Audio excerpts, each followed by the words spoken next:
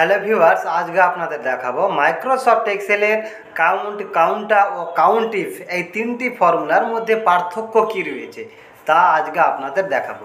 দেখুন, এখানে একটা টেবিল দেখতে পাচ্ছেন। আমি একটা টেবিল ক্রিয়েট করে রেখেছি। এই টেবিলের মধ্যে তিনটি বিষয়েই এর পার্থক্য কি আমি তুলে ধরবো।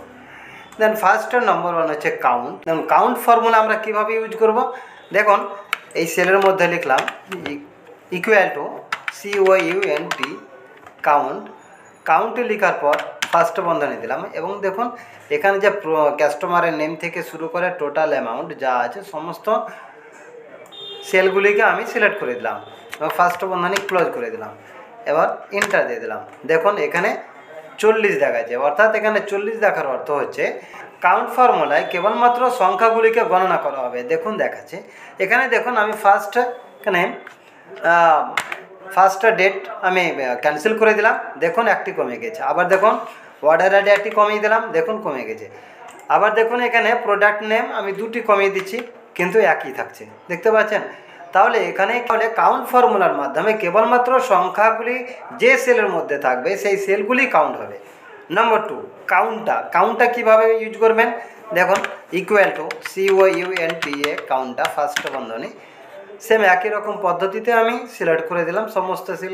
এবার ফার্স্ট বন্ধনী ক্লোজ, এবার এন্টার দিয়ে দিলাম। দেখুন 56 দেখাচ্ছে, অর্থাৎ দেখুন এখানে যে সেলগুলিকে আমি সিলেক্ট করেছি সেই সেলগুলি প্রত্যেকটা সেলকে যদি আমি গণনা করি তাহলে 56 আসবে। কাউন্টার ফর্মুলায় সংখ্যা এবং শব্দ সমস্ত সেলগুলিকে এখানে কাউন্ট করা হবে। দেখুন দেখাচ্ছে, দেখুন আমি এখানে ডিনার গ্লাস ক্যান্সেল করে দিলাম, দুটি ক্যান্সেল করে দেখুন দুটি কমে গেছে। আবার দেখুন এখানে আমি এই দুটি সংখ্যাকে ক্যান্সেল করে দিলাম, দুটি কমে আলো। তাহলে এই হচ্ছে পার্থক্য। নম্বর 3, কাউন্টিফ কীভাবে করবো দেখুন দেখাচ্ছি ইকুয়াল টু COUNTIF কাউন্টিফ ফার্স্ট বন্ধনী দেওয়ার পর আবার দেখুন সিলেক্ট করে দিলাম, সিলেক্ট করে দেওয়ার পর কমা দিলাম। এবার দেখুন এখানে একটা নির্দিষ্ট সংখ্যাকে বোঝাবে। দেখুন এখানে আমি লিখলাম 10, ডবল ইনভার্টেড কমার মধ্যে 10 লিখলাম, আবার double inverted comma close, enter দিয়ে দিলাম। দেখুন দেখতে পাচ্ছেন 1, অর্থাৎ তাহলে 10 সংখ্যাটি এখানে মাত্র একবার রয়েছে, 10 সংখ্যাটি মাত্র একবার রয়েছে। এবার দেখুন আমি যদি এখানে